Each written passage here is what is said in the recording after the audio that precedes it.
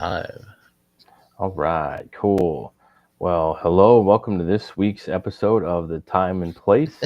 I don't remember what the intro was we did last time, but something about Christian conversation show where we talk about everything that you're not supposed to talk about in uh, Sunday school, right? For as far as Christian, this was born out of the time and place. You try to bring something up in church or in Christian circles or with Christian friends or in Sunday school, in church, in a Bible study, community group, whatever. And maybe it's a little controversial, maybe it's a little political, maybe it's a little weird, kind of in-depth doctrine stuff, different religions, cults, different kind of what do we believe, apologetic stuff, and you just kind of always met, well, this isn't really the time or place for that conversation. And, it's like, well, okay, well, this will be the time and place for those conversations to get controversial and political and just all the things that we don't want to talk about at Thanksgiving, I guess, and or just afraid to, which is really a shame because those are my only like topics. I'm not a big sports guy or Yeah, a right. big like pop culture guy. My two favorite things to talk about are religion and politics, and as you're not supposed to talk about those in polite company. So, which is really unfortunate. And it sucks because I think the reason those conversations usually go so bad at Thanksgiving is because we don't ever talk about them. And so we don't learn Right. how to talk about them. Right. And so when we get in these conversations, it gets heated because no one really has thought these things through or processed it too much. And it's just, you're just trying to react to whatever's being said or, trying to defend yourself or trying to make a point and it just comes out bad and people get offended and it just doesn't work. And so, but I think we talked about these things more, then, we could have these conversations and not freak out every time. I think it was Chesterton that said, "I only talk about politics and religion because nothing else matters." And it's kind of true, you know. Yeah, that's how I see it is like, we watch sports and it's okay, that's cool, that's fun, but like whoever wins the Super Bowl or the World Series, this isn't really gonna like change my situation too much, right? Right. But like whoever the president is, whoever gets nominated to these cabinet appointees, whatever, this thing actually matters. This stuff actually matters to my life, my job and my family and my taxes and whatever. And so it's like a little bit more stake in the game, I guess. Well, And you can't really like vote for who your team hires or your professional sports team. You know what I mean? Like imagine if you got a vote of like who the next quarterback is on your team, whatever. It's like that'd be cool. well, It's kind of politics. the thing that's changed too in this cycle more than any other, I think, is that politics bled into all of that stuff. So like it's almost unavoidable at this point because what team do you cheer for? What player? What player? Who's that player voting for? And that Yeah, kind of like that's unescapable now, inescapable. yeah. It's what is it? Politics is downstream of culture, Right. right? But And now it's just so, overflowing into it. right, I think it's kind of mixed now. It's going in between, back and forth. Man, so it's been 2 years since we got on here. Yeah, last time we did this was sometime in 2022. I don't remember exactly when the last time we did this, but yeah, it was 2022. Know that both of us had a baby at Yeah, that time. We're both a third, right? yeah, third in both of them. And yeah, so but some other things that have happened since then. Russia invaded Ukraine. That was a big deal. I don't think we talked about that. It happened, I think, in 22, but we didn't really talk about it then. Yeah, Um, the biggest thing I think about that when all that was going down, what sticks in my mind, uh, when all the news coverage was first starting, do you remember they showed Ukraine being invaded, bombs going off, everything, smoke, destruction, all this horrible thing. Oh my God, everybody's all the news, we're watching on CNN or Fox News or whatever. And and then it cuts to a Applebee's commercial and it's like a little bit of chicken fried, cold beer on a Friday. that's all I think of when I hear that song. And I was like, wow, we're really removed from this stuff. I'm glad I'm in America. Just the contrast of that horrible war footage on the news and then cutting to that Applebee's commercial. It was like Like, that. wow. It was like that scene in Talladega Nights where his car's flipping over, and they're like, "Man, this is clash going on for a while. Let's cut to a break for one of our sponsors." And it's literally Applebee's. Yes. Oh my God. That's exactly it. Yeah. See, Ukraine, Russia, you should have got Applebee's. You guys are worried about the wrong things. You're worried about communism and weird Nazism stuff in Ukraine. You should just open an Applebee's and wear some blue jeans and They would have chill sold out. everything. Just sold out. Yeah. Ridiculous. Yeah, that's crazy. It's almost unbelievable how quick everybody picked a side in that too. Like, I remember when it started because there was all the footage that came out. They were like, "Oh, the ghost of Ukraine is like, or the ghost of Kiev is shooting down Russian," and then it was like, "Oh, that was actually fake. That wasn't real." Yeah, And then there was there a was lot like of like the propaganda war came out quick, right? real quick. Yeah. Remember the lady that like told the soldiers apparently, oh, you're gonna die, or they're telling about like putting sunflowers in their pockets or something. Yeah. So when they die, they're like, whoa, that's so cool, and it's like that never happened. Yeah, none of that happened. The island that supposedly they gave them the fingers, like, yeah, those guys actually surrendered and they went on the boat. That didn't happen either. Yeah, that came at us fast with that propaganda of just all the ghost of Kiev, whatever, and yeah, it was weird to see. Like, I don't know what. I feel like I can watch videos online and tell if they're fake or not. You know what I mean? Those like fake prank videos and stuff, or like bad acting, or even like the CGI stuff. I think I can tell. I think I've got a special eye for seeing that, and I think for the most part, I think I saw through all the propaganda, the Ukraine propaganda stuff, but I don't know. There was some stuff. It was the stories. You can't tell on a story. Give me a photo, give me a video, and I can pretty much tell you that's right. Fake. That's not real.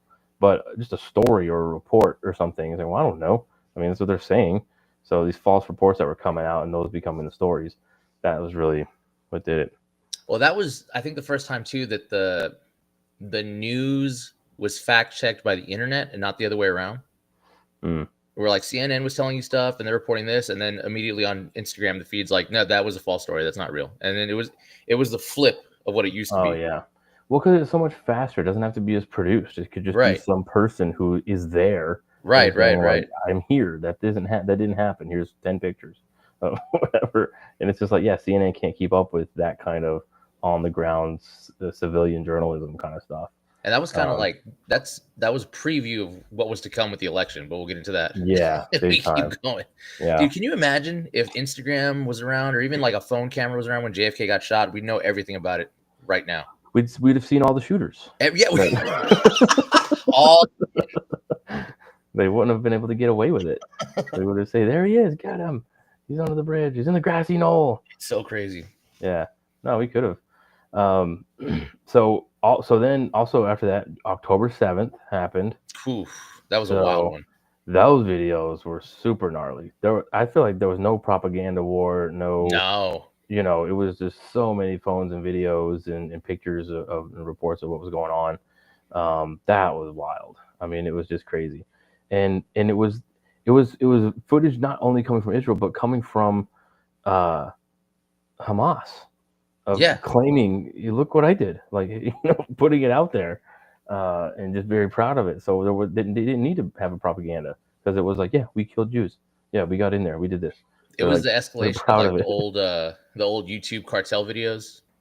Oh yeah, and they were like, yeah, they were lighting people on fire in the Middle East and all that. Yeah, the Middle East, dude. I can't even. The Middle East is, such a awful thing. It's just like I've been hearing about it recently with Syria and everything going on. I was like, why is this place even a thing anymore? Like, they're just holding us back. They're all just holding us back. Well, honestly. No one will let it go. That's the craziest thing. It's just like, what do you want? Who wants this? You know what I mean? They do. All of them. They must be.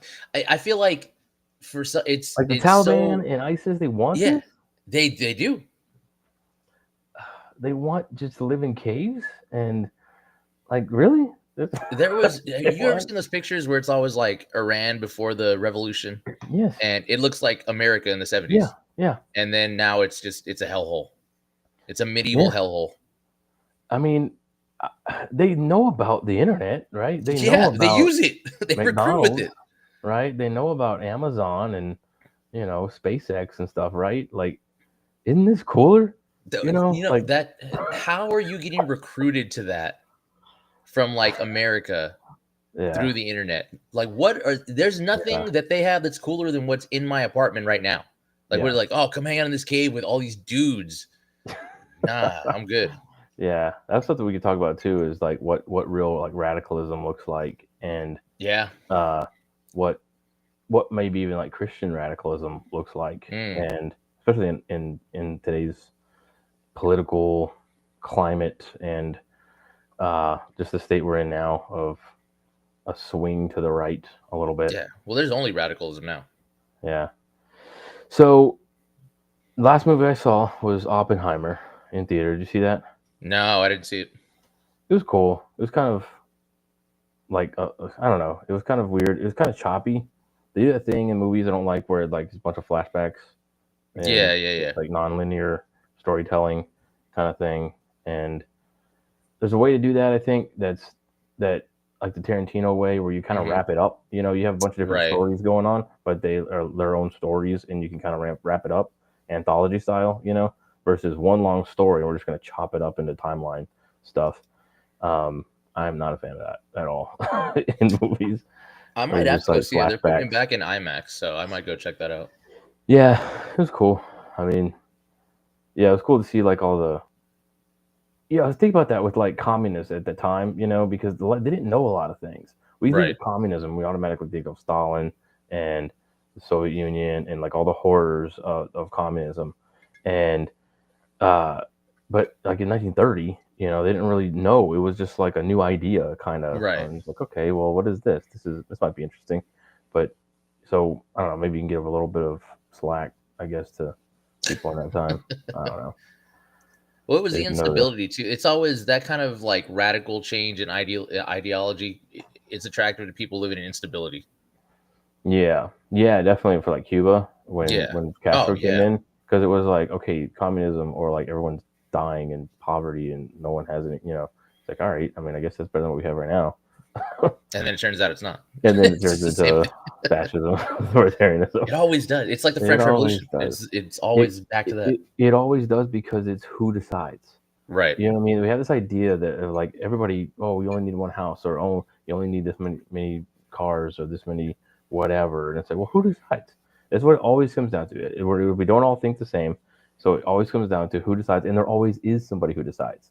Right. That's the problem too with communism is there's always that, you know, like Lenin's vanguard party where it's like, well, we'll be the ones to tell everyone because we're the smartest and wisest among us, and don't worry, we'll let you know how many pairs of clothes you can have. Right. It's like what? That's not. Yeah, that's not okay.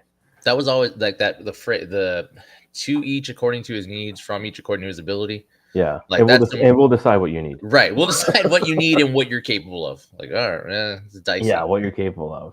Yeah, exactly. No, I mean that we saw that here too during the whole pandemic thing when it was like, well, these are what was it? Essential workers. Yeah, And then when they you're cut off, non-essential. yeah, you're non-essential. I'm Well, I'm essential to my family. yeah, my budget's real essential. Or then even the stores when they were cutting off aisles, they were like, no, you can't have that right now. You can only have this right now. Yeah, or that they kept liquor stores open and closed Yeah. AA meetings. I mean, they might have been onto something with that one, honestly. Yeah. Okay, so what else happened? Trump gets convicted, the famous mugshot, right? Yeah. Man, that I was surprised actually by that of them frog marching him out of there and actually drag him in for I wasn't too. a They got mugshot. real cocky. Do you think he wanted the mugshot? Do you think his team was like, "No, do it. I This is think good." he was smart enough to know. Like he's Yeah, been in the media for so long. yeah. He kind of gets how the media machine works. And I think his populism, where he can just kind of read the pulse of the Right. culture and seeing it. I think that was probably the beginning of the whole McDonald's garbage truck Mhm. thing of like, no, do this. Go ahead, do Yeah. this. Like, get a mugshot because uh, they'll want me even more. People put that You on know? shirts. Yeah, I know. I saw that. I have that meme where it's like the two people driving by each other in the car, looking at each other, and it's like, you know, a liberal leftist seeing a MAGA person. You both have the Trump mugshot t-shirt on. There's people who I've seen with credit cards with that overlay of his mugshot, like the sticker they do now. And that's what I don't understand about like some of this far left is that they don't know that you're driving more people into the MAGA camp with this kind of stuff. The more you like go after him and persecute him and like try to arrest him and all these things, the more people are seeing that just how bogus that is and want to support him even more. But Well, it's like he's a convicted felon. It's like, yeah, can you name the crime? No, you can't. Like it's just so stupid. Well, it was a shift they didn't see coming because for so long they had operated and won on shame and the accusation. Like Hmm. the facts didn't matter as long as you were accused, you were dirty, like you were untouchable. As long as they Hmm. put that label on you, and the public shame of being able to like ostracize you. And then they did it to so many people for so long that eventually that what they thought was a minority that they were pushing you into became a majority. Like Yeah, you can't ostracize everybody because then you're the one standing alone. yeah. It's like that. Uh, Maybe I'm out of touch. No, it's everyone else who's That's wrong. exactly what it is. And then when they started going after people that anybody with half a brain would know, like that guy's not even kind of right, like Joe Rogan. Yeah, That was the craziest when they were like, "Oh, right wing extremist Joe Rogan." I was like, "That's have you listened to him ever? That's not at yeah. all." That's a weird thing that happens where, yeah, even about like James White or Doug Wilson or some of these people, I see these criticisms and I'm like, you have not heard the man. You obviously have not listened or read a book of his or listened to their podcasts and things they do because I can point to 5 issues, right? 5 articles or books or whatever they've done where it exactly says the opposite of what you're saying, Right. about this the accusation of this person. And man, it's crazy. Just I yeah, mean, it is the accusations. It is just like guilty until proven innocent. and then people started digging into that more, and it was like, oh, the internet. I don't know how they don't know how to use the internet. Like the Yeah, left always had a jump on internet tech, on like podcasts and internet media I and everything. They've always been able to use it, and you they know what it is? The internet doesn't have a legacy. The internet isn't iconic. You hmm, know, so think about it like this: freaking Mark Hamill, right? right, Luke Skywalker. That carries such a like cultural clout and a iconic thing where if he says Trump's the dark side, oh wow, it's right, Luke Skywalker. I mean, and these things are like, the New York Times. It's the New York Times. It's the right. paper of record. It's it has a legacy. It has and then the mainstream news channels like Walter Cronkite and these are like established brands and big things, and so they want to be a part of that and they want to Mm, trust those things. And there's like this bubble that forms around people that it's just this mainstream corporate uh, bubble that they want to be the ones to like be in the it's Disney, it's like all these mm-hmm. iconic things. Internet isn't that. Internet's new and it's all over the place, and so there's not like as much of a structure to it and the legacy of institution behind it, I guess. You know what I mean? Yeah, It's yeah, like uh, I forget what it was. We was talking about. It was on Moneyball when the guy that did the whole Moneyball thing with the Oakland A's, he had that system, and then the Red Sox called him, but he was really doing great with the athletics, and then they're like, well, why'd you come? He's like, it's the Red Sox. It's like, you know what I mean? It's like you go to the Yankees. Everyone wants to say they played for the Yankees, right. and so it just has this like big iconic brand behind it, history. It's got such a history on these things, and I think that's very alluring to people to kind of want to be in that world. But that's all that those things are standing on anymore. Like no one's actually using them or reading them or watching them. It's just They the just still name. have that name though. It's still That's so iconic. crazy to It me. still has a history. The history doesn't go away. That's the thing. And That's you want true, to but be part of the history. that's like wanting to say you're a Yankee if they haven't won a game all season. Like, oh, I want to play for that. Yeah. You don't want to win. You want Well, to play for. You want to wear the it's like jersey. it's like being able to say I was at Woodstock. Wow, you were at Woodstock? That makes you so interesting. That's so because it's become this big historic thing, you know. Huh.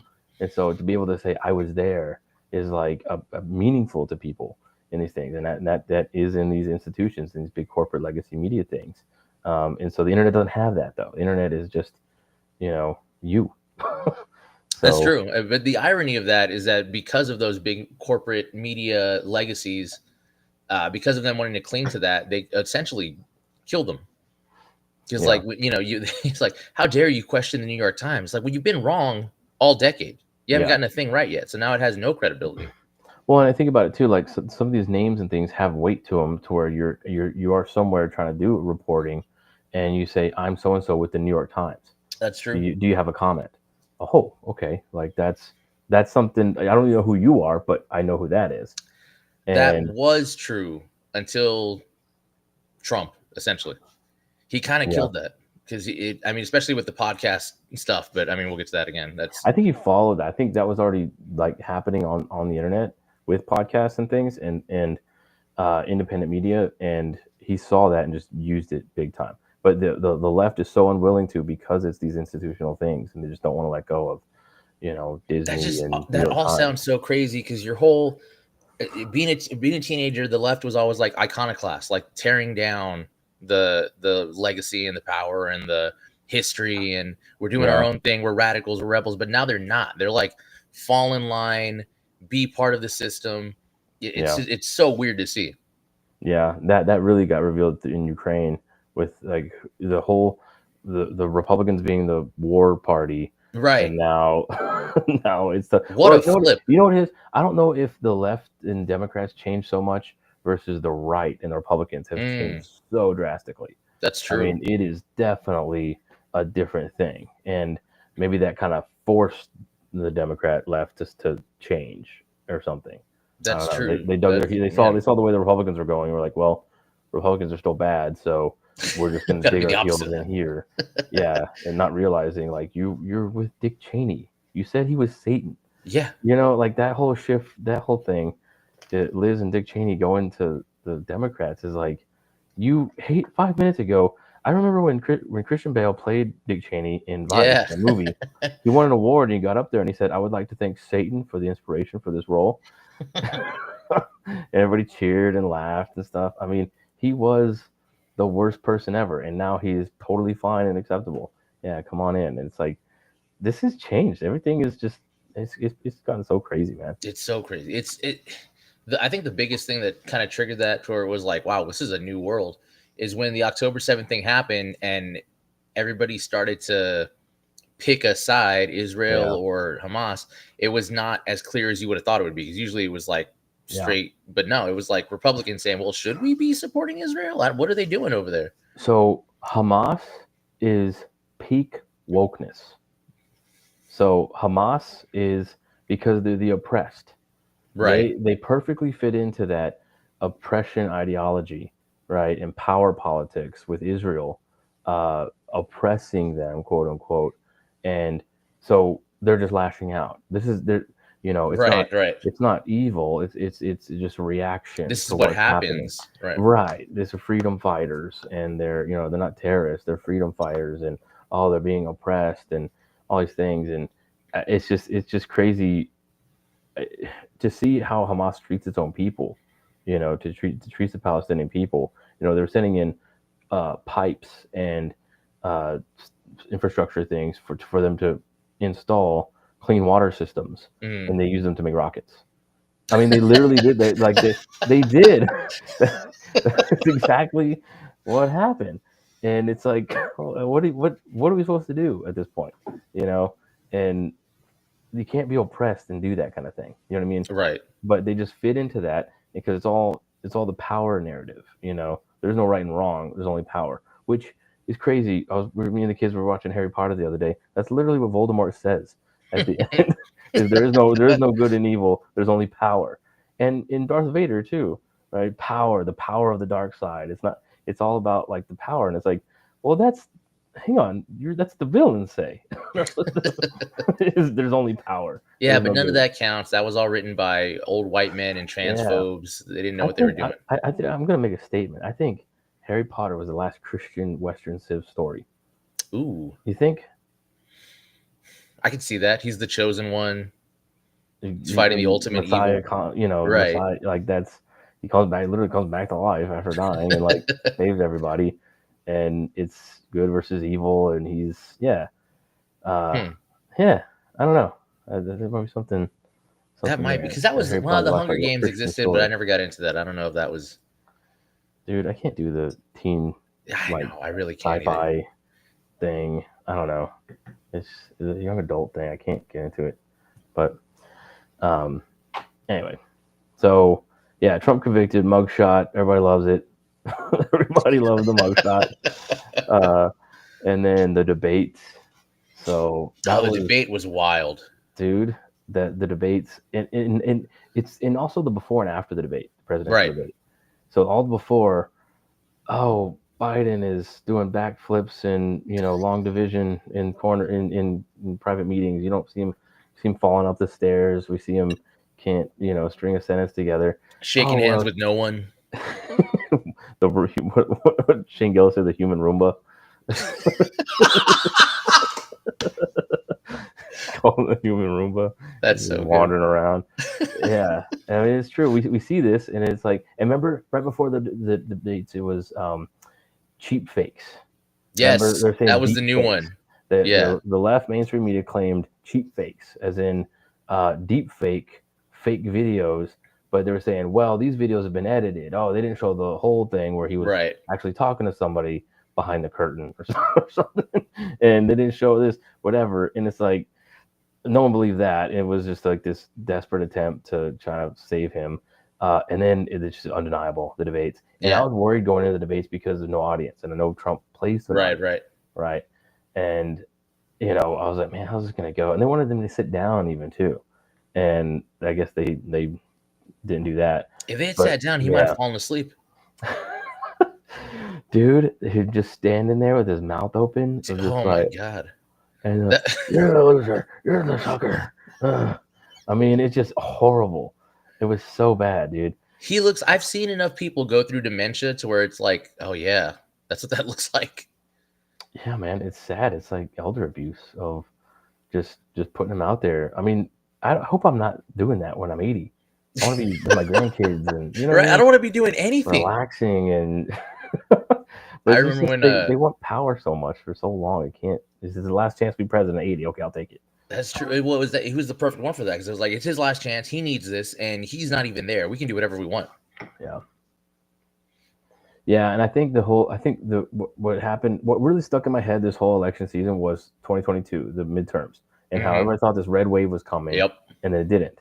And it's like, so all these polls about all Republicans and all, I was like, look, I'm not believing any polls. And I think every election goes by, the less reliable polling is, right? I Right. mean, which makes sense because both sides have an incentive to say it's super close. Right. No one will Yeah. say, "Oh, Right. it's a blowout," because then maybe people will go vote, or it's a landslide. I think that's what happened in the voting for Hillary, with Hillary and Trump in 2016. Everybody thought, "There's no way he can win. It's a blowout. I'm not even. I They don't even had have her to. I don't at even have to go vote." 90%, 90% that morning. It was like, oh, she's taking it. There's not even a chance. Yeah, yeah, and nope, that MAGA came in and got it. So polling, yeah, is completely unreliable. But that's what I had in my head, is like the 2022 red wave, whatever, everything's going. And then I think, I was gonna say that I think that's what they missed on. So in 2020, I think people thought we need to change and we need to get out of the pandemic. And I Right. thought this too. I thought they're gonna elect Biden, and the vaccine was already coming out. Things were already kind of trending that way of opening up. Biden's going to get elected, open everything up, vaccines for everybody, and then just take a victory lap. Right. We fixed I it. We saved right, we everybody. solved COVID, we did it. Here's we saved everybody from COVID. And I thought, okay, that's probably what's going to happen. And so I think a lot of people thought that and voted for Biden. I think a lot of maybe Republicans and independents thought that, like, we just need to get back to a normal, and Right. because this is all not normal. And so they thought Biden was a return to normalcy, and we'll get out. Yeah, okay, he'll take his victory lap, which nobody really believes, but whatever. I don't care, as long as we get out of here and I get my job back and I get, we can go to the grocery store or whatever, and the schools open up, whatever. And then it didn't happen, and I was very shocked by that. And that, I think, people saw. I think people were expecting a victory lap, and they got more lockdown power control. They didn't Yep. want to relinquish their control. Well, it was on too things. good to let go.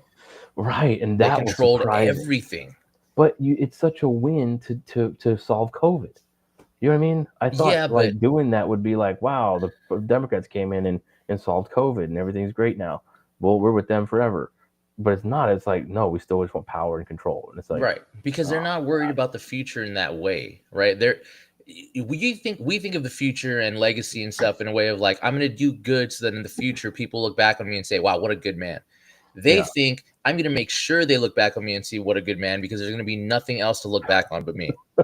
yeah, erase all the disinformation. Yes, You know? exactly. Airbrush that picture. I don't care how many times. Yeah, dude, that's exactly, man. I guess that is like just the mentality of totalitarian control of people who have that just can't let it go. But that goes to what the two different ways of thinking about what government and politics are, Hmm. right? And it reveals what I think the left thinks government either is or ought to be, which is just the king who's in control, Right. you know, and whoever's got the gun is in power. So we have to have the right guy to have the gun. And it's like, that's not what government should be. It shouldn't be just, the benevolent king. So we got to make sure that we elect the nice, good king Right. because he's going to have total power. And so we just have to elect the right guy to be in there. It's like, no, that's not how it should be. Nobody in that spot should have that much power. And that's what the founding fathers saw and put in the system of checks and balances that we have. And that's why everybody screaming and crying about Trump becoming a dictator is because they think that's the way the government works, is that he's going to have the power to become a dictator. But it's because the government was set up by the founding fathers on this checks and balances system that we can't have a dictator. That's the issue, you know? Well, I mean, they've also tried to set it up in such a way so that he would be a dictator. Like they've tried to put so much power into the one branch Yeah. that then it's like, well, we can't let him win. He'll have all that power. Why did you put it there? Right. With the executive orders and stuff Right, of exactly. just Why would you having that. did that? Why did you Yeah. not? You didn't think anybody else would take over. Right. Yeah. It's like make this position extremely powerful and just make sure our people are only ever in it Right. again. And you can't do that unless you're prepared to rig every election for the rest of the time. Too big to rig. It was. I remember watching the whole election go down. So we'll jump forward. Then Yeah. debates happen. You have the So coup, Biden, the so soft Biden, coup so on Biden Biden. dies on stage, and then he It gets was shot, quick. and then Trump gets shot though. Oh man, I And remember I saw it like somebody tweeted it out that he had been shot, and I was like, "What? This has to be fake." yeah, I went to I was going to the bathroom, pull up Twitter, and I see a clip of it, and he's like, oh, and he ducks. I was like, what the heck? I was like, what the? And I'm like, oh my god! I'm like, what is this? When did this happen? And I'm scrolling, and then it's just all it is on Twitter. It's just those, and I was Insane. like, oh my god, turn on the TV. And it was just like, what happened? He got shot. Like, oh my god, yeah, oh my god, yeah. And then and then just the fight. I mean, That was it's so, dude. nuts, man. That It's was the moment. so That was the moment when I was like, he's the most media savvy person I've ever seen in my life. Because it wasn't just the fight. It was when you hear the mic'd up audio and they're trying yeah. to sneak him out, and he says, "Wait, wait, wait," and he's like, "Hold on, this is a photo op. Let I'm me not get my leaving yet." shoes. Let Yeah, me get my shoes. it's so crazy. My shoes. Let me get my shoes. But you know Yeah. what that is? That's Vince McMahon couldn't have planned that storyline out better. Like that was an iconic moment. That's the shot at the end of WrestleMania that you want to put over the new guys. Like, this is the guy that's going to carry us for the next. He got that shot. That was what that was. That was perfect. Well, he's a WWF That's what guy, I'm right? Like, saying. That's what I'm saying. He's in there. He he knows knows. the power of the show. But it's okay. So there's that. But then if there's people shooting at you, you still do that. You know what I mean? Like, I understand like hamming it up and taking advantage of the situation, but the situation is someone's shooting at you. you know, and he still does that. Like, he doesn't know if there's other shooters anywhere. He doesn't That's know if there's somebody else in the crowd, and he's like still standing up. And the yeah, but Secret Service that's people are like trying to cover his face, and that's the guy standing at the top of the ladder. Like, are you sure you're gonna jump off on that guy? What if that table doesn't give the way you think it is? Like, well, I could die, or this could be something people watch for 40 years. yeah. I mean, it was just it was incredible. I mean, it's in that picture of the Oh the man, with flag the behind flag, him. it's oh my I mean, god. it's weird to see like and you know it. It's like one small step for man, one giant leap for this is a history moment. They're gonna look Right. back at this. This is gonna be like textbooks, and your kids are gonna be asking like, "Wow, you lived through 2020 and 2024. Wow, that's wild." And I then think two I think weeks the 20s later, are just gonna be looked back on as like a oh yeah, wild time. the chaos. Yeah, the 2020s. It's like the 60s. It's like the 70s. It's like Yeah, it's that decade of like just so much happened. yeah. We don't really have like decades defined in the 2020s, in the 2000s, right? No, we Like you didn't, do because have the nothing roaring happened in 2000. 20s and the war years, the 30s, Right. depression, and the swinging 60s or whatever, and the 80s, and everything has like a certain music and stuff. But now, I don't know. Maybe things are happening too fast, for it to actually Well, take a yeah, decade. because 2 weeks after he got shot, everybody forgot about it and moved on. Yeah, we did have like a good little week there where people were not talking in terms of like we need to wipe him out and we need he's Hitler, he's Hitler, and that shows a lot of the dishonesty on the left too, of saying he's Hitler, he's literally Hitler, and then uh, you're gonna invite him onto your show, or you're gonna Right. I hope he's okay. Well, you know, hang on, is he Hitler, or do you care if he got shot at? Like those can't both be, And that's what I think with Kamala. Doesn't she technically have to like certify the election as vice president Yeah, she does. for Hitler? Yeah. You know what I mean? Okay, it's like, okay, I think you didn't mean what you said before. And I think that's what people saw through big time. And, I mean, yeah, some people, because then he almost got shot again, like very, very yeah. quickly after that one. I mean, he can still get shot. He's not in That's yet. true. But, I mean, it didn't happen for so long. Like Reagan was yeah, the last one that got shot. And even then, he didn't die. He just got shot. And then after that, it just kind of, it was like for the Bush, Clinton, Obama years, you just kind of accepted that your guy lost and we're going to yeah, be fine. You don't have to get that yeah. crazy about it. It'll flip back. Yeah, that's what I heard somebody say too. Like, you can't just lose one. Yeah. What?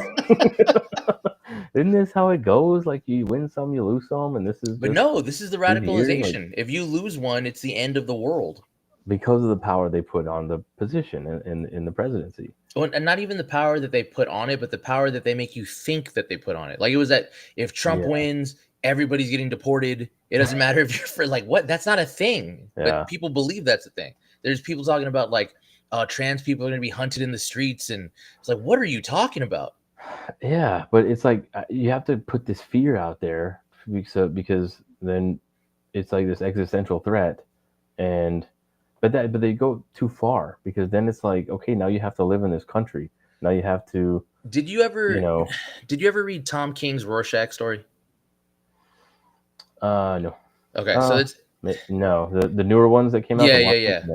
So it's in the same timeline as Watchmen. It's like after, like what happens after, and basically there's this subplot that kind of moves it forward that after Ozymandias and the Squid Attack. Follow me, everyone, please. I know this is stupid. After Ozymandias and the Squid You Attack, and I used to work at a comic book store, by the way. So this is how relevant. yeah. So after the Squid Attack, all of these people all over the country form into these kind of militias, and they're like, that was just the first one. There's more coming. And so they start having like these mini cells that are like, we have to always be on guard for the squids. And this whole ideology comes up around that. And it's like, he didn't account for what happens when you put that much fear in people that they kind of go crazy. It's the same thing here. Well, that's what happened with COVID, because Yes. you see like polarization. Okay, this side, that side, we're attacking each other. The thing that'll unite us is an alien threat, something from far that we have to unite and fight against, or whatever. Well, that was COVID, and that didn't turn out. Everybody not at all. Stayed in. It got worse. There was polarization. It's like we got polarized and divisive over COVID, and this thing that kills everybody. It doesn't care what political party you are, or conservative or liberal or whatever. It doesn't care. It's gonna kill you. And we got divisive. It was like, we need to be more divided. There was no like unity against it. It was just, we're still just gonna tamp down. I think it's because I don't want to say retreated, but everybody turned to like their foundations when that happened. And you got to see what some people's foundations were. I remember when they were talking about masks and like turning in your neighbors and stuff. it was the first time that people who wanted to be in charge ever really got to be in charge. Like, you get to be the tattletale again. You get to be the hall monitor. And there's too many people that don't get to do that ever. Like, imagine somebody who every day goes to a job that sucks and they work with people they hate and their boss just browbeats them every day. And now all of a sudden it's like, no, you're in charge. You get to tell people what to do. And they ran with that so hard. That became everything to them. Yeah.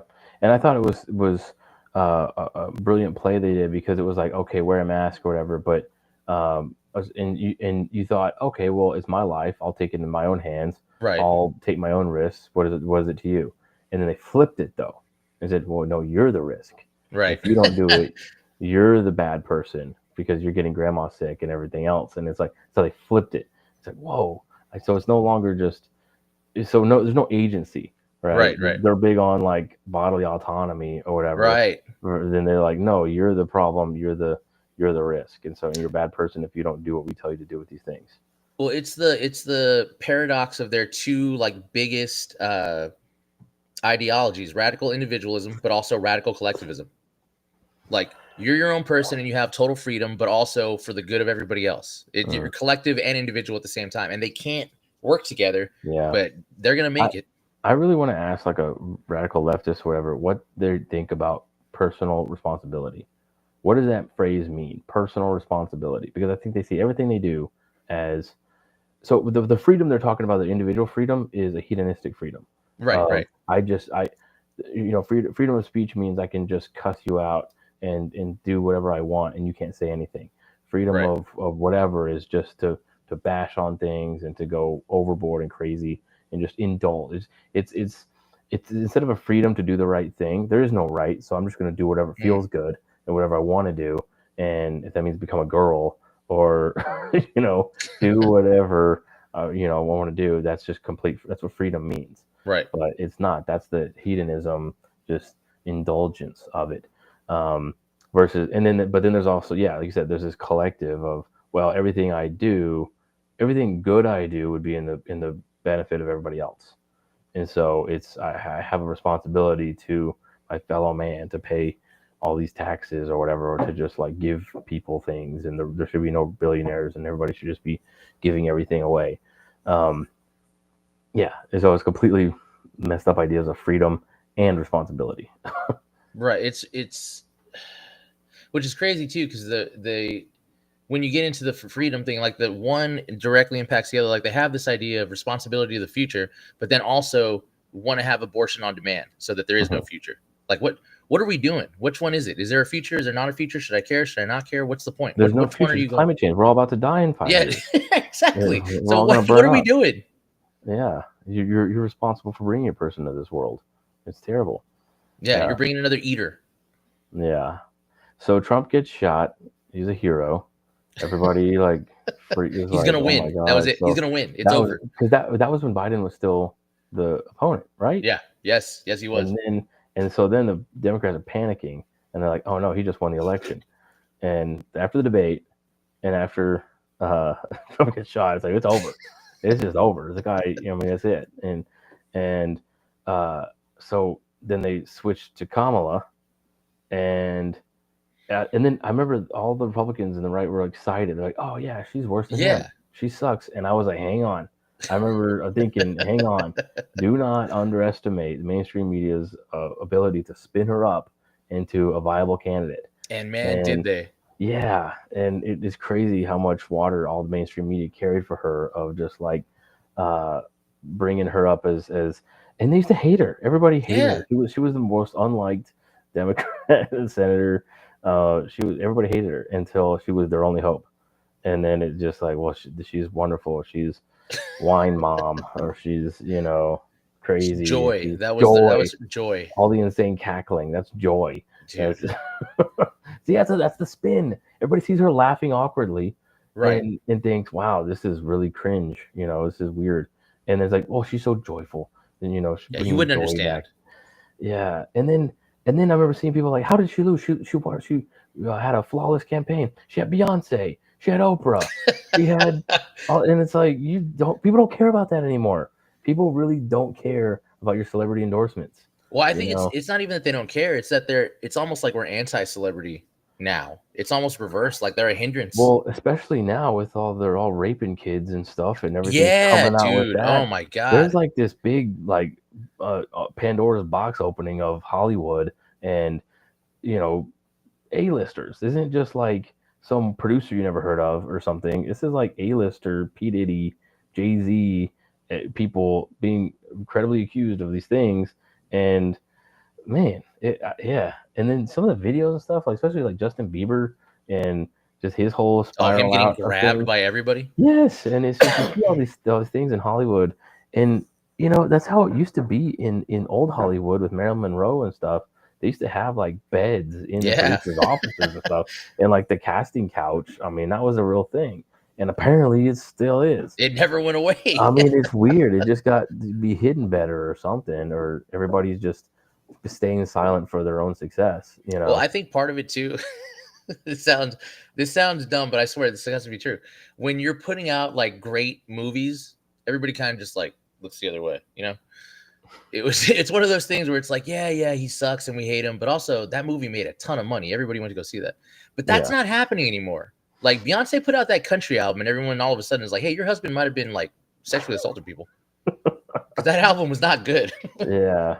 Well, maybe it's people just care about good more. I don't know. I'd like to I think don't know if I so. believe that. I don't know, man. I don't know When if I believe that at all.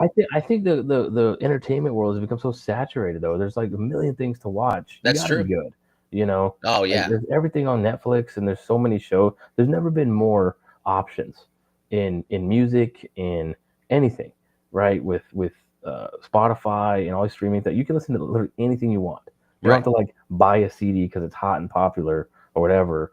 And if like old music, you got to go to old record stores or used Right. places or Right. whatever. You can get anything right now, and it's weird to like I think with like growing up with raising the kids is like they're growing up in a world where they have access to all the genres Mm-hmm. in all the generations of music, you know, and they're like listening to Beatles songs and stuff, and it's like, and it's one of those things like because I listened to Beatles in high school, and I remember old people being like, how do you know about the Beatles? I'm like, because I live on Earth. What are you talking about?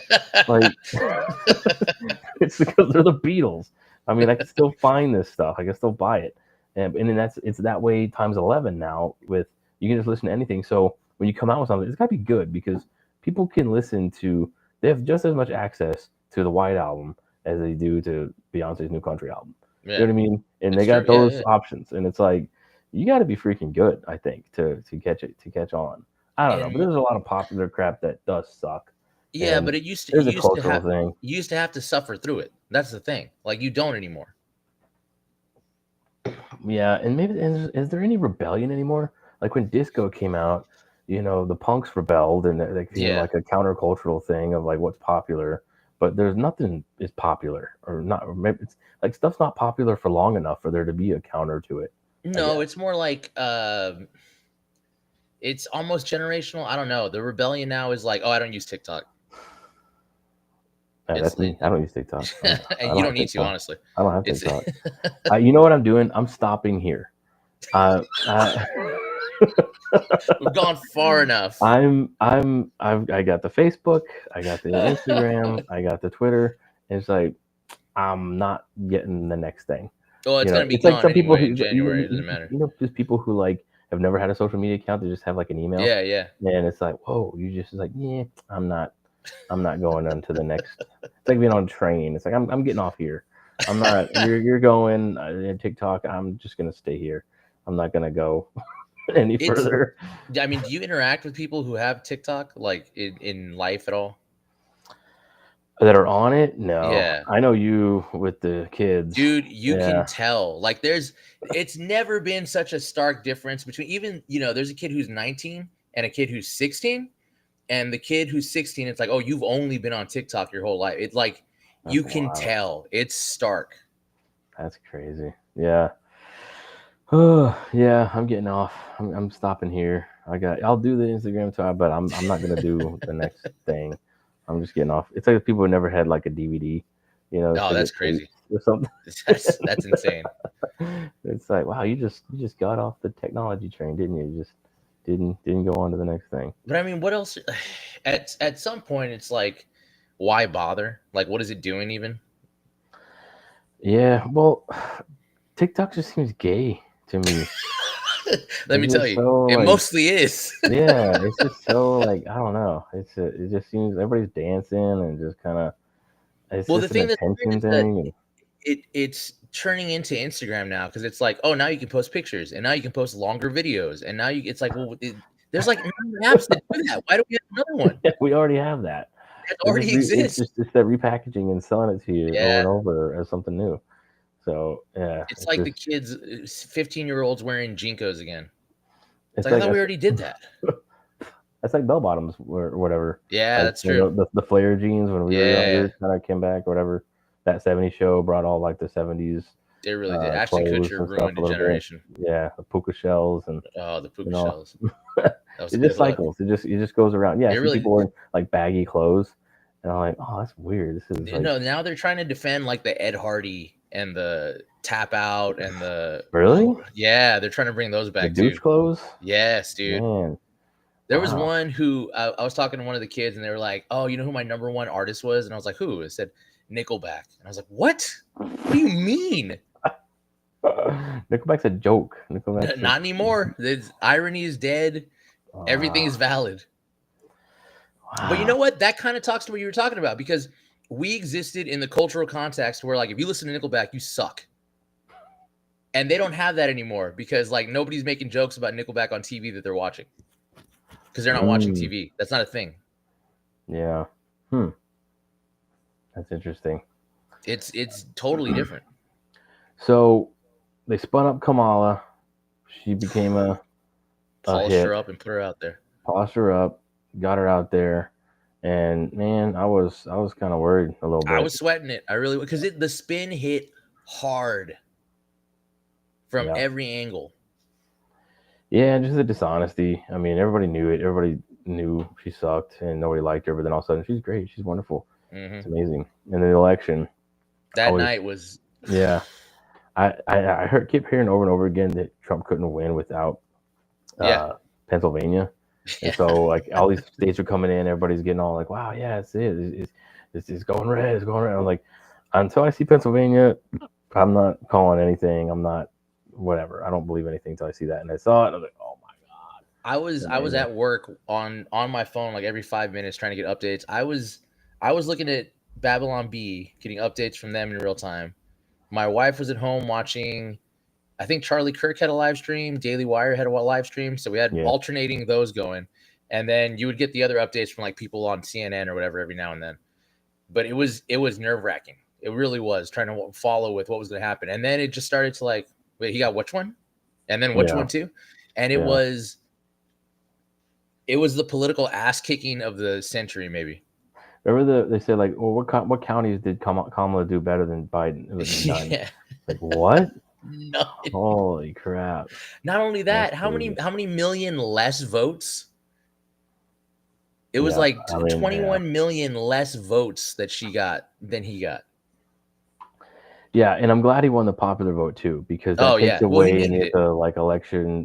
That really is like a cultural shift It really of was. saying this is what people actually want, because that was always a claim, like, oh, because Hillary won, or she won the popular vote, and it's Right, like, oh, see, we need to get rid of the electoral college, right, we need to right, get right. whatever. And I remember there's a clip of Whoopi Goldberg saying that she's like, this is, or Rosie, it was Rosie O'Donnell, she was saying, we need to get rid, just show us why we need to get rid of the electoral college. She didn't know he won the popular vote too. So she's saying that. They'll just find any excuse to just be like, this isn't what the people want. And it's like, Well, they you haven't don't had a know good where one the this people time. are. Yeah, yeah, there isn't. And they're doubling down. A lot of people are doubling down. It's just like, oh, I didn't know that 80% of the country was racist and sexist. It's like, oh my God, like, you've learned no lessons. No, You've learned zero. no lessons. And, it's like but they dug so far in, they they lose any credibility saying, "Oh, maybe I was wrong, or maybe he wasn't Hitler, or maybe whatever." And it's like you go so far, you can't come back, and so you Right. just got to keep going. Which, I mean, hey, please keep going. Go ahead. You keep losing 7 of 7 elections. swing states is wild.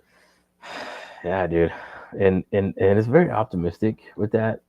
Just beyond politics and just Republican versus Democrat, it's just I feel like we're getting back to a sense of sanity, Right. and a lot of companies are drawn back on the DEI stuff Yes. too, and it's like because it's showing it's not working. It's like the Right. studies that came out to show that that's actually beneficial for a company were false. It actually wasn't right, and they're seeing that, and that's why I don't understand either. Like these companies like Target and Bud Light and stuff do these woke things, but it has nothing but negative for them, and then they double down or they don't just shift back or Well, whatever.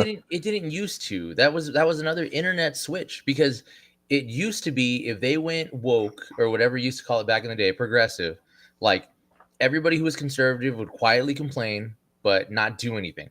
But if they Yeah, went conservative with it, everybody on the left would organize boycotts and protests and whatever. You remember when Chick-fil-A, there was like a gay protest at Chick-fil-A, or like people yeah, kissing in front, there was like they would make a big show. yeah, And so it was always safer, like, no, you go with the left because they cause a ruckus if you don't go with them.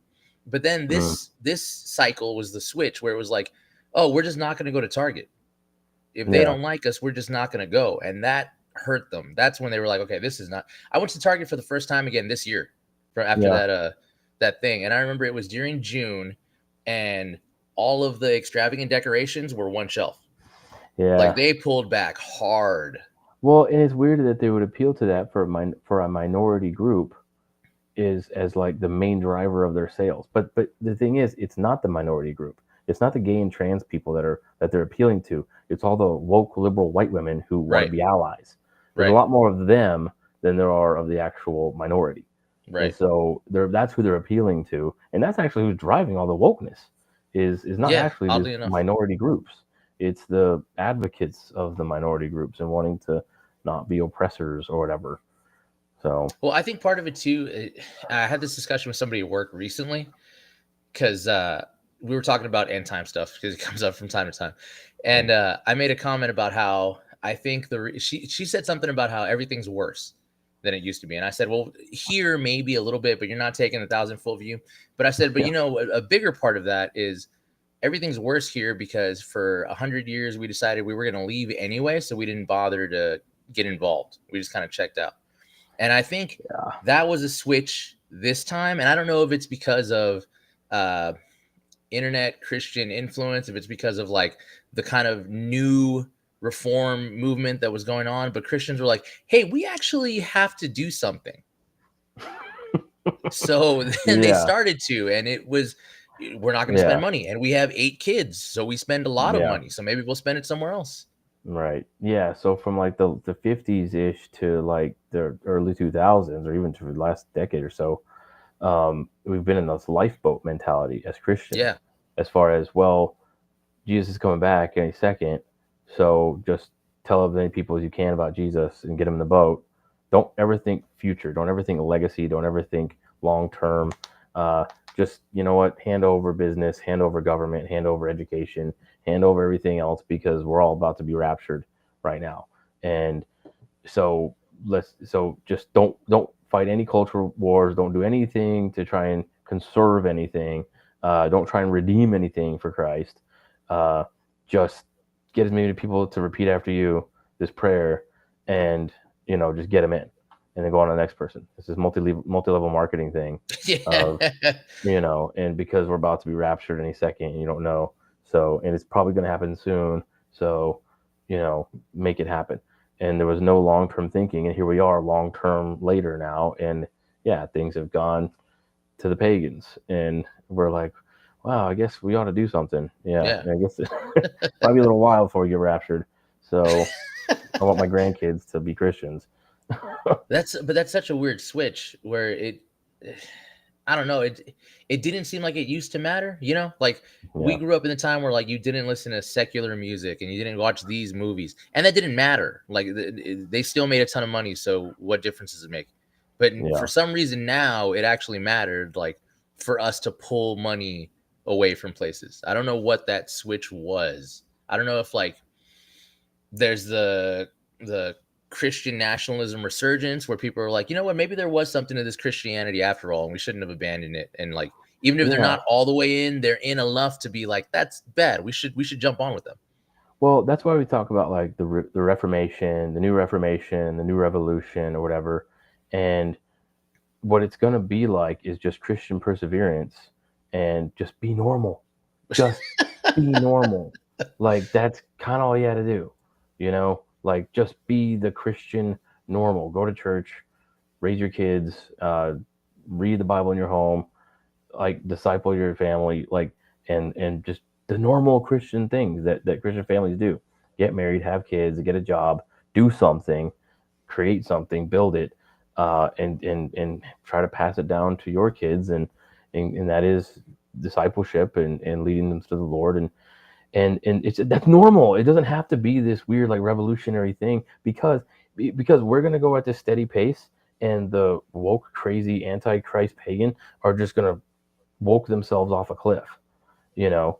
And I so mean, it's it like, already boy, just started a little stand out of bit. the way and let them. And then No, when the dust honest. settles, all the Christians will be the ones left standing. And What it's gotten and, so much easier to be like normal, and that be so homeschooling kids. That's the stereotype is always like, oh, homeschool kids were so weird. They didn't, and they used to be. It was a thing, the denim skirts to the floor and all that. And it was yeah, always like those were the weird kids.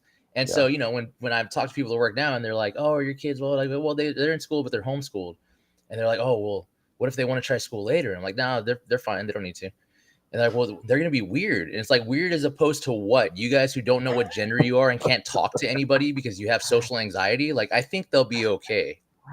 yeah. I think, and again, pulling back, you think, long term human history, public school is weird. That's Yeah. the new thing. If we pull back on human history far enough, education was always responsibility of the family, and only in the last like 100 years or so we've done this public school state school thing, and I think it's a failed experiment at this point, and it's just a scale thing. I think that there's good intentions about wanting to educate the masses, but you got 20, 30 kids to a class, like it just becomes a scale issue. You just can't, if it's a schoolhouse, little house on the prairie, you all Hmm. know each other. It's someone's Right. mom is that's schoolhouse in public school. Okay, that's one thing. But then it just grew and grew and grew, and and then try to assimilate everybody to like the American religion because they can't accommodate for the Irish kid and the Jewish kid and the everything. It's like, all right, leave that at the door. We're gonna say the Pledge of Allegiance. We're gonna have the flag, and now we're on this thing. And I think it's just a failed experiment at this point, public schools. So and not really to their fault. It's just it was kind of doomed from the beginning to fail. It's a It just scale issue. doesn't work. It Yeah. can't work. But we'll see. We'll talk about public school in the future. So maybe we should. So we, if it's not obvious by now, we are very much conservative Hmm. Christians. Uh, we would consider ourselves on the right. And yeah, I mean, what would you say for yourself as far as like your political leanings, your cultural leanings, your just mindset, worldview, kind of like where you are? It's almost not enough to say conservative because like that I feel like that's so non-specific. Like what are you Yeah, trying to conserve? It's like biblical Christian, uh, post millennial, yeah, uh, all post millennial, reformed, and that's political in that sense. Like that feeds into everything else. So like, what are you trying to conserve? The Puritan hope. What are you trying to conserve? A future for my kids. Like that's the political thing. That falls in conservative for sure. I yeah. remember when it was cool to be libertarian when it wasn't cool to be like conservative, or you were like, oh, I'm a libertarian. Like libertarianism is stupid. I've just thought I need to about it more. It's dumb on the surface. Libertarian doesn't work because it doesn't have an objective moral standard. Yes. That's the big thing. The big thing that's missing. If libertarianism had an objective moral standard, then I would go that route. But it doesn't. It does lean too much into that hedonistic free for all. Liberty means just do whatever you want to do. It's gone from libertarianism to libertinism, which is Mm. that just indulgent. Take drugs, do whatever you want. It doesn't matter. Just if you want to, it's like, well, no, there is a right way. So it's like libertarian is like there's no right way, so just do whatever you want, and people shouldn't stop you from doing what you want. It's like, okay, to an extent that's true, but there is a right way. That's the big issue, and that's where we differ from libertarians, Right. is that there is actually an objective moral standard of what to do, and we should be I mean, doing that. I think we'd have to say conservative Christian, but Christian nationalist, depending on who's defining it, I guess.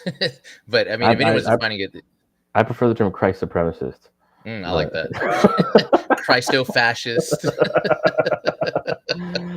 Yeah, I mean, and I don't care about, you know, like, that's this whole thing too that's going around. I'm only catching like parts of it from how James White and Doug Wilson respond to it, but this whole like white boy summer thing that's going on, and I mean, I don't know. I just hear them responding to it. I'm like, oh, okay, who's that? And so I go like find out who that is that they're responding to, and I'm like, what is that? And I don't know. And so I'm not as into it as much, but like the King's Hall guys, they just got too like annoying, I guess, and too that like just like that trad bro. I think there's a difference between like wanting. First of all, you say Christian nationalism, people think theocracy, and we have to understand we're already living under a theocracy, and the God is the state. Right. There's no neutrality. That was my biggest thing coming to like a Christian nationalism mindset, is that there is no neutrality. We've had this facade of neutrality for like a long time, and it's not true. There is a God. There is a God of the system. There is a moral structure of saying what is right and wrong, and limits and standards for things. And it's going to either be a pagan nation or a Christian nation. Ultimately, maybe there'll be an Islam nation. We've seen that, but there's always a throne, though, is what I'm saying. And so the secular state is God, or God is God. Right. And we've had this like separation of church and state, which is true. They're two different realms. They're two different realms with the two different roles.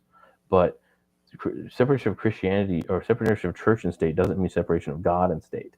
There is still an objective moral standard for the state and for how we should conduct our laws, and that gets into like theonomy and stuff and following God's laws and all that. But now I think there's two different ways kind of that it's been approached to enter into like bring about the Christian nation. Either a top-down authoritarian sort of get a Christian in office, right, and then he'll just make the laws and F everybody who doesn't fall in line, whatever. That's the Stephen Wolfe Christian nationalism more way, proper. But the other way is, I think, a change in culture and a change in the people who then vote for Christian laws. Right. And the majority votes for Christian ways, Christian laws, Christian leaders and stuff. And I think that's true. And that's a more gospel oriented route to it, rather than like a man oriented route to it. Like Stephen Wolfe has this idea of the Christian prince who's going to like rise up and lead us into the new Christian nation or something. And it's like, that sounds gay. Honestly, like the idea of like the idea of a Christian prince is like, all right, I mean, we have the Prince of Peace. We already have Christ. Right. I mean, like, in that, it's like, why can't we follow that as Christian people? And what I think it's more going to be, it's not going to be one figure. Like, I mean, that gets kind of anti-Christy, kind of beastie, left behind crap. What I think it is going to be men. I think it's going to be primarily men driven, but men leading families, raising families, generational thing, discipling families, to create that Christian culture, to swing back to sanity and reason, and then vote for Christian laws and vote for Christian things. And and that's what we are seeing in like Jordan Peterson and Russell Brand, dude, people becoming Christians, and which I don't think Jordan Peterson is. I think Russell Brand is more of a Christian than Jordan Peterson is, like, by far, because he deals with sin and forgiveness and repentance. Jordan Peterson doesn't talk anything about that. Until he does, he is nowhere near being a Christian.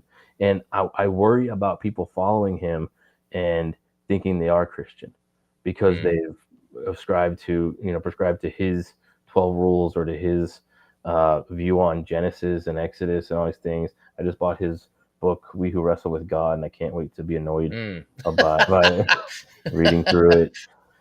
Because he points out a lot of like true things in the Bible and wisdom and things, but he just misses the point entirely. Well, because he's utilitarian. That's his ultimate. It's a pragmatic, That's what made him good as a psychologist. Was that as a psychiatrist? It was what works, what actually works in the real world, not what makes you feel good in the moment. But Yeah, that's but his it's approach still to this everything. it's still this pretending. He doesn't want to believe in God. He wants to live as if there is a God. Right? That's a Like God big does, difference. I mean, well, first of all, everyone already does that. apparently. You know, the whole Romans 1, everybody knows that Right. there's a God by the created world around us that we're without excuse. We already do that. Everybody already pretty much does. That's why we're not all serial killers. You know, like we already do. We already know there's a God. And it's the active denial of that truth in exchange for a lie that becomes out of secularism, atheism, and stuff. Right. But we already do that. We already live as if there is a God. And I'm glad we do. But we need to come to Christ. That's a difference. You know, is Mm. actually, and the difference is sin being real and your guilt being real, Mm. and the only way is a savior, and that savior is Jesus Christ. Mm. And it's not some psychological state. Sin is not some kind of, Right. you know, and that's what Jordan Peterson does all the time. He just everything's metaphor and symbol, and you know, and so let's believe these things are true. And he says, like, you know, is God real? Well, you know, he's not real as this table is real. Wrong. He's more He, real than the he, same. he became flesh. Christ Right. came here and ate and walked and talked and died on a Died. cross and rose from the dead. You know, so it is real. It is the what he would call the narrative meeting the objective in Jesus Right. Christ. The Word become flesh. And I've seen him where he really counts the cost of that, and I appreciate it. I don't think a lot of people Christians do count the cost Mm. of that. He says, you know, if that's true, then that changes everything. It's like, yeah, Right. man, that's It that's does. Christianity. What you're doing is not Christianity. It's Christian pragmatism and traditionalism and things like that, religiosity or something. Which, I mean, okay, great. I'd rather people do that than be complete antichrist pagans. But you're still not there. You Right. know, you're still not a Christian. So I do worry about the shift right that we see, you know, Mm-hmm. is Right. more the trad bro kind of, and Catholics. I think Yeah, Catholicism, that's people are going to that's become something I wanted. Catholic. That's something I Yeah. wanted to talk to you about because it's something I noticed in this election cycle is the Daily Wire guys, apart from Shapiro, they're like all Catholics. Yeah. What's Charlie Kirk's thing? I forget what Turning Point USA, they're all Yeah. Catholics. Yeah. There's been a lot of like Catholic involvement in politics and kind of getting people hyped on the conservative train. Not a ton of Protestants, Yeah. you know? Well, because and it makes sense that that would fit the political world because Catholicism is more about what you do than Right. what is actually the state of your heart. Mm. It's more works based. It's more outward thing, which, you know, to live in a civilized society and in a functioning society, we all have to be, you know, behaving this way Right. regardless of what's actually in your heart. That's something Dennis Prager has said before. I've Right. heard Right. him Right. say. He said, "I don't care at all the state of your heart, or what you, as long as you golden rule everybody." As Right. long as you know, and it's like, okay, well, that's literally what the Pharisees said, the whitewashed Yeah. tomb Very of, like, Jewish you know, you're mentality. outward, but inward is you're, you know, uh, yeah, it's like that's not good because I think it won't last. I think it will just get this cultural Christianity, but if no one actually believes it and no hearts are actually changed, it's not gonna last. It's just Mm. gonna be the flavor of the month, and then it's gonna Right. turn to the next thing. So I think the only thing that'll last is actual heart change and people actually becoming Christians, confessing, repenting of their sins, understanding their sinners in need of a Savior, and that Savior is Jesus Christ, and real life change. Uh, and I think that's how we usher in the Christian nation Mm. is men primarily leading that and leading their families and going, because that's another thing we've lost too, is that the uh, it used to be forever. It used to be understood that the fundamental building block of a society was not the individual but the family. Right. It was the family. But then that got separated and broken, like I think in the Industrial Revolution and the rise of feminism and stuff. Mm. And that got broken to where the fundamental building blocks now are individuals. But then that means individuals are trying to be their own little cosmos. And so instead of being a part in a harmonious cosmos system, we are our own universes now. You know, instead of being a planet in the cosmos revolving around the sun, we are all suns with our own planets, and we're just clashing, and that's what's leading to a lot of the chaos and breakdown of our society. Is that everybody's trying to be their own society in themselves, not even just a family, but in themselves. You know, I was talking to a kid this week, and he was talking about not knowing what to do. Right? He's like 19, going on 20, not knowing what to do. Like, oh, I was thinking about joining the Marines, maybe, or you know. And he's involved with this other company, and he's like doing sales for that. And he's doing pretty good at it. So it's like maybe I should stick with that. And I was trying to tell him like, well, it doesn't really matter because like The point of all that, the point of the career, the job, or whatever, is just to be able to take care of your family. So it doesn't really matter Yeah. what you do. Like, go get Right. married and then figure out afterwards. And that was like he's like, well, I never even considered that. It was like, yeah, of course you didn't, because you're trying to find your life purpose. But your life purpose is to get married, have kids, raise them to love God, and then build a nation. That's the Yeah. point. Is Yeah. all of that, like the finding yourself and the purpose and the dream, and that's all secondary. Like, get a family and take care of them. That's the point. Yeah. But we've lost that like 70 years ago. Yeah. Yeah, it's God putting Adam in the garden to work it and keep it. It's a dominion, taking dominion. But we just want this like individualistic dream chasing or something when you're not actually building anything. You Right. know, you're not taking dominion of everything. You're just kind of occupying space, kind of trying to be, look for that next little block of happiness or something. Yeah, Nothing lasts long. it's so the next thing that's going to happen, or not the next, I guess over the next 4 years. I was watching Doug Wilson talk about this, and he was saying how like we got a reprieve. We didn't get a victory, we got a reprieve, because like we get Trump for 4 years. They're going to back off on all of this. Like, we already saw them pull back on the DEI. They're going to pull back on the internet censorship because they have to, which they're already starting to do. They're trying to play nice because they know the majority is switched. But now that we got all this, what we've been given is 4 years of an opportunity to like really do some work, right? Mm-hmm. So it's like you were saying, if we all just kind of clean up the outside and everybody's nice, well, in 4 years, and this is what I was thinking too when you were talking about how the Democratic collapse, how they didn't learn anything. That is the Republicans after the Obama years, or during the Obama years. Like, they didn't learn anything. They tried to run the old stuff again. They tried to run a George Bush campaign, and it didn't work twice. And so it took somebody who was completely radical from the outside, who wasn't a politician, to come in and like switch up and revitalize the Republican Party. There's for sure a left-wing guy somewhere who in 4, 8, 16 years is going to come in, and he's going to have that new spin, and it's going to reignite the left. And it's not going to be the old left anymore. It's not going to be the old left that doesn't make any sense and can't tell what reality is anymore. It's going to be a new left who has good, reasonable, sensible arguments, and that layer of hedonism underneath, right? So for the next 4 years, we have this reprieve to like reinforce everything that we have while we still can, because they're not going to just take it. It was like everybody said, like, oh, there's no riots. Nobody's freaking out. They've been like suspiciously quiet. Like, it's coming. Just give it some time. They're not done. They're just kind of they're re-strategizing, but it will be back. So the path forward is important during the next 4 years. Like, what are we going to do? What's the next step now that we have everybody off of our back a little bit? We can breathe, we can move. So what do we do? Yeah. I mean, raise our kids, keep, discipling and growing our churches and sharing the gospel, and just don't let up. Yeah. I mean, we're going to keep our Christian rights, I think, a little bit more than if it went left. And that's the big thing too. It's like, oh, get political and we were Republicans, and I'm okay saying that. It's like, oh my God, he just said they're Republicans. Yeah, okay, because you don't vote for a person, you vote in a certain direction, Right. and a Republican's perfect, no, but nobody's perfect. You're never gonna find. I hate these like political homeless people or whatever, and it's like, oh, I'm just such a unique snowflake that no political party could ever really fit me exactly, because I believe this, but I also believe that, and I believe this, and you're never gonna find that. You can't. There's too many people.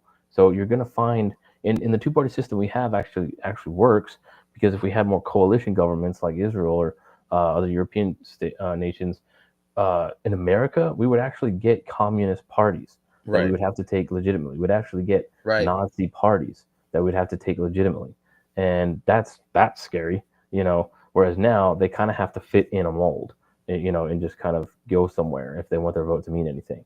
And I think it's actually a good thing, be forced to kind of compromise on where you are, just to like fit into somewhere, so that we actually do something and elect something. But so we got two different directions basically, and it's it's a binary.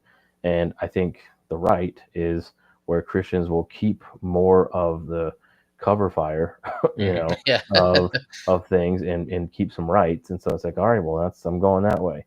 Do we need to work as Christians in that to redeem it and redeem politics and culture and everything? yeah, but let's be about that work. And that's the Hmm. so Doug Wilson's talking about is like we're still about the work of redeeming these things. Right. So that's the important thing. It's going to be interesting for the next 4 years. Like I think what I did worry about, and I guess what I still worry about, is it's that cycle. It's like that judges cycle where it's like they get there, everything's cool, then they fall away, and then Yeah, someone takes over, and they have to get somebody in to come save them, and then someone saves them, and they're cool for a little while, but they get yeah. comfortable and they fall away. The And they did what comfort was and the right in their fall own away, eyes. Yeah. right? That's And they that's did the what was part that's right in the dangerous. Lord's eyes. Yeah. You always pray more when times are tough than when they're not, right? So it's like it's almost you kind of want it to stay a little tough. Like you don't want anybody to get too comfortable because then it's like, well, we're good. We don't need to talk to God right now. We're set.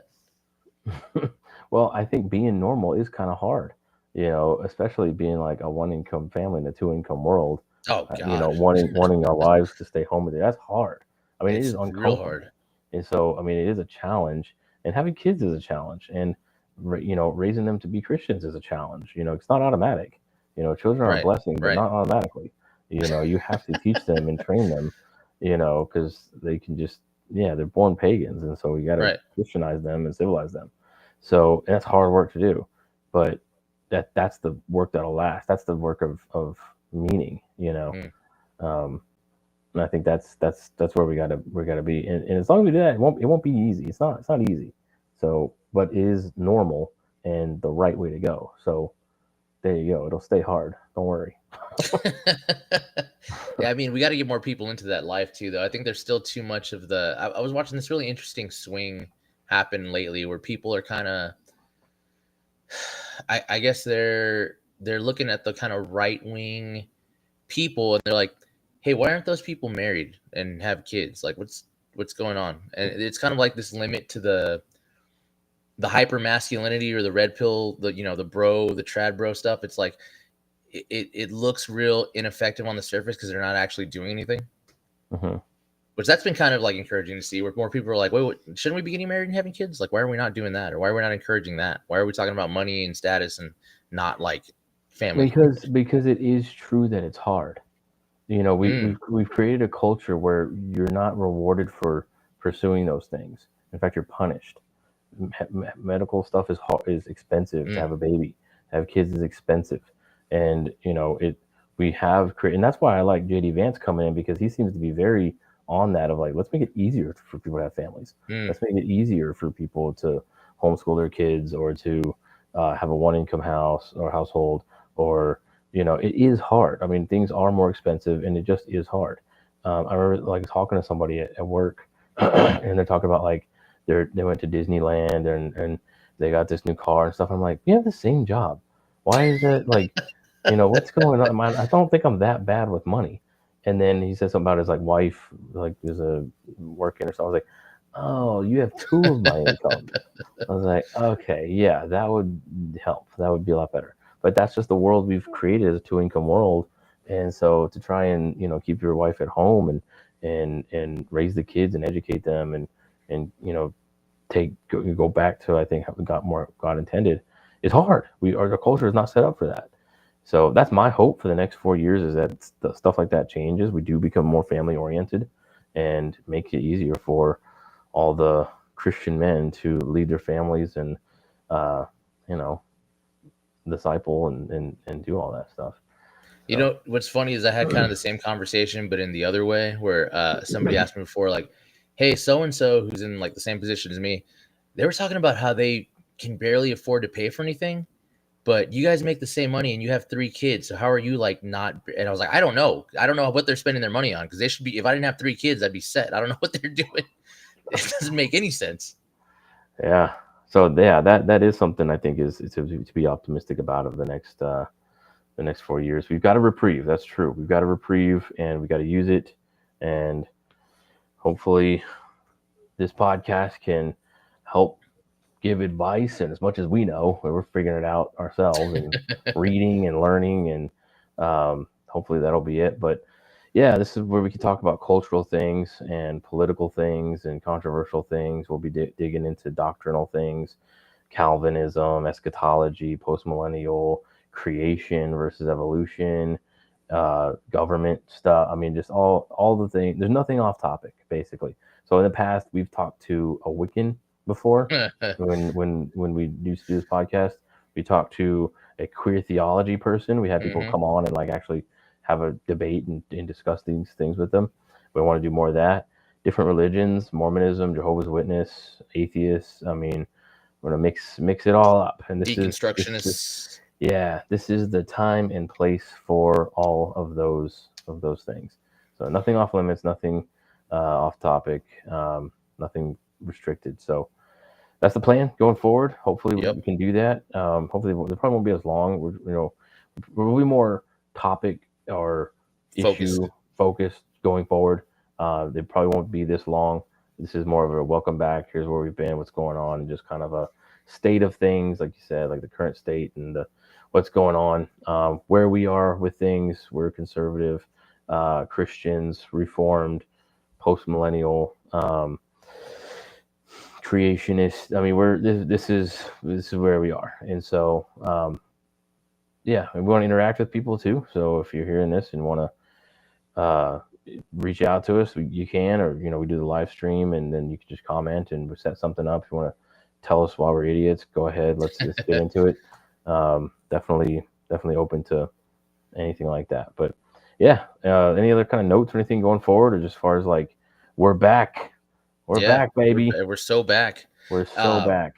All of that's still back catalog too. So everything's on YouTube and Spotify. Like all of that's still up to listen to if you're looking for it. It's all there.